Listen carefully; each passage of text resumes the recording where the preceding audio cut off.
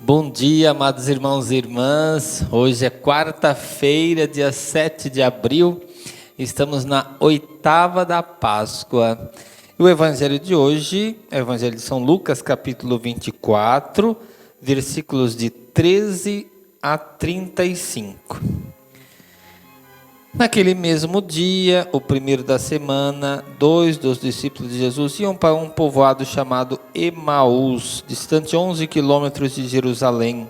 Conversavam sobre todas as coisas que tinham acontecido. Enquanto conversavam e discutiam, o próprio Jesus se aproximou e começou a caminhar com eles. Os discípulos, porém, estavam como que cegos e não o reconheceram.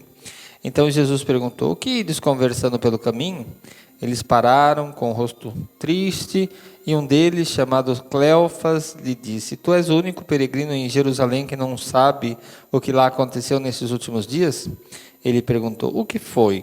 Os discípulos responderam: o que aconteceu com Jesus, o Nazareno, que foi um profeta poderoso em obras e palavras diante de Deus e diante de todo o povo. Nossos sumos sacerdotes e nossos chefes o entregaram para ser condenado à morte e o crucificaram.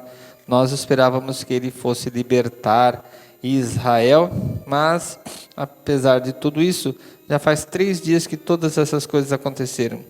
É verdade que algumas mulheres do nosso grupo nos deram um susto. Elas foram de madrugada ao túmulo e não encontraram o corpo dele. Então voltaram dizendo que tinham visto anjos e que estes afirmavam que Jesus está vivo. Alguns dos nossos foram ao túmulo e encontraram as coisas como as mulheres tinham dito. A ele, porém, ninguém viu. Então Jesus lhe disse: como sois sem inteligência e lentos para crer em tudo que os profetas falaram, será que o Cristo não devia sofrer tudo isso para entrar na sua glória? E começando por Moisés e passando pelos profetas, explicava aos discípulos todas as passagens da Escritura que falava a respeito dele. Quando chegaram perto do povoado para onde iam, Jesus fez de conta que ia mais adiante. Eles, porém, insistiram com Jesus, dizendo: fica conosco, pois já é tarde e a hora vem chegando. Jesus entrou para ficar com eles. Quando se sentou à mesa com eles, tomou o pão, abençoou, partiu e lhes distribuía. Nisso os olhos dos discípulos se abriram e eles reconheceram Jesus. Jesus, porém, desapareceu da frente deles. Então disse ao outro: não estava ardendo o nosso coração quando ele nos falava pelo caminho e nos explicava as Escrituras? Naquela mesma hora, eles se levantaram e voltaram para Jerusalém, onde encontraram os 11 reunidos com os outros.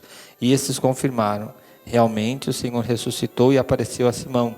Então os dois contaram o que tinha acontecido no caminho e como tinham reconhecido Jesus ao partir do pão.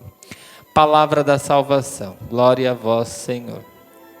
É interessante como que ainda a tristeza, o desolamento assim das pessoas, dos discípulos, diante do Jesus, do crucificado Jesus, o Nazareno, com todas as coisas que ele realizou, mas a sua pena, que foi a crucifixão, deixou todos perplexos. Porém, os discípulos de Emaús ainda não conseguem enxergar Cristo ressuscitado. Esse tempo, principalmente após a morte de Jesus, um tempo de perplexidade, de questionamentos, um tempo que parece que não vem uma luz no fim do túnel, porque o Messias esperado, ele fora um crucificado, ou seja, alguém que seria uma vergonha ser crucificado para o judeu e uma loucura para o grego. Então era Jesus ressignificou até isso. Crucifixão, que era um objeto de tortura, se tornou um objeto da nossa salvação. E os discípulos de Emaús, eles vão falando para aquele andarilho, que na verdade hoje Jesus se manifesta como um transeunte ali, um andarilho, e de repente ele fala: nossa, foi o único que não sabe de tudo que aconteceu, como era um profeta, Jesus Nazareno, era o Filho de Deus, na verdade não só um profeta, muito mais que um profeta. Mas eles não conseguiam enxergar diante da tristeza.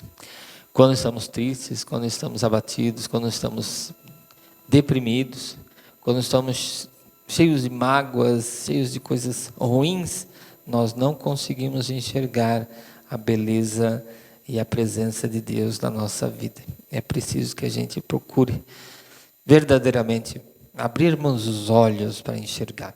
E onde que nós vamos enxergar? Nós vamos enxergar plenamente quando Jesus parte o pão, ou quando em persona Christi o sacerdote parte o pão eucarístico, ou seja, na Eucaristia. É ali que nós vamos enxergar o Cristo ressuscitado também. Então, eles identificaram ali na partilha do pão. Nós também identificamos o Cristo ressuscitado na partilha do pão de cada dia. Quantas pessoas que buscam o pão de cada dia hoje e não o têm. Então, na medida que a gente partilha esse pão, a gente está dando visibilidade do Cristo ressuscitado no meio de nós, na ressurreição, na passagem de uma vida limitada para uma vida nova, uma vida eterna. Então, que nós possamos sentir, arder o peito, o coração, quando as Escrituras são comentadas, quando as Escrituras são proclamadas. Que a gente sinta, assim como eles realmente, eles sentiam aquele ardendo o coração. Não estava ardendo o nosso coração quando ele nos falava pelo caminho, nos explicava as Escrituras? Esse ardor, né, deve ser o ardor da nossa missão, a missão dos discípulos do ressuscitado. Mesmo diante de dificuldades, mesmo diante dos momentos difíceis, tão difíceis como nós temos agora mesmo, a perspectiva é o pico dessa pandemia, né? Por isso que a gente é impelido a ficar mais em casa, é impelido a ficar rezando na sua igreja doméstica. Isso é uma manifestação de amor para com o nosso irmão, né? Para com nossa irmã, que são imagem e semelhança de Deus, e nós não queremos também prejudicar as pessoas. Então vamos continuar rezando e enxergando o ressuscitado na medida que nós partimos o pão de cada dia, partilhamos esse pão e participamos da Eucaristia. Eucaristia essa que será logo mais às 19 horas.